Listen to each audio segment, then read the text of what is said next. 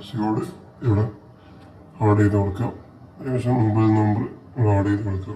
പിന്നെ നിങ്ങൾ ചെയ്തിട്ടുള്ള ഇത്രയും കാര്യം ഓക്കെ ആണെന്ന് നോക്കാൻ വേണ്ടി ഗെറ്റ് ബാങ്ക് ഡീറ്റെയിൽസ് എന്നുള്ള ഓപ്ഷൻ ക്ലിക്ക് ചെയ്താൽ നിങ്ങൾക്ക് ബാങ്കിൻ്റെ ഡീറ്റെയിൽസ് ആയിട്ട് കാര്യങ്ങൾ ഓക്കെ ആണെന്ന് നോക്കാം. ശേഷം കണ്ടിന്യൂ കൊടുക്കുക. ഞാൻ ഒന്നും കൊടുത്തിട്ടില്ല, അതാണ് അങ്ങനെ കാണിക്കുന്നത്. ഓക്കെ, ഇത്ര ചെയ്താൽ തന്നെ നിങ്ങൾ കൺഫേം ആവുന്നതാണ്. നേരെ ബാക്കിലേക്ക് വരിക. ബാക്കിലേക്ക് വന്നു കഴിഞ്ഞാൽ ഇവിടെ മേക്ക് ട്രാൻസ്ഫർ എന്ന ഓപ്ഷൻ കാണാം. ഇവിടെയാണ് കയറും നിങ്ങളെ എന്ത് ചെയ്യുക ആഡ് ചെയ്തിട്ടുള്ള അക്കൗണ്ട് ഇതുപോലെ കാണിക്കുന്നത്. അപ്പോൾ അത് ക്ലിക്ക് ചെയ്യുമ്പോൾ ക്ലിക്ക് ചെയ്യേണ്ട ശേഷം ബാങ്കിൻ്റെ ഡീറ്റെയിൽസ് കാണിക്കേണ്ട നാട്ടിൽ കണ്ടിന്യൂ കൊടുക്കുക. ഫസ്റ്റിലെ ഓപ്ഷൻ ക്ലിക്ക് ചെയ്യാം.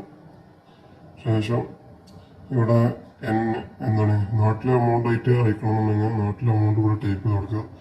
ഒരു 500 നാട്ടിൽ 500 റുപ്യ നാട്ടിൽ, അതെല്ലാം OMR ആക്കണമെന്നുണ്ടെങ്കിൽ ഇവിടെ മേലെ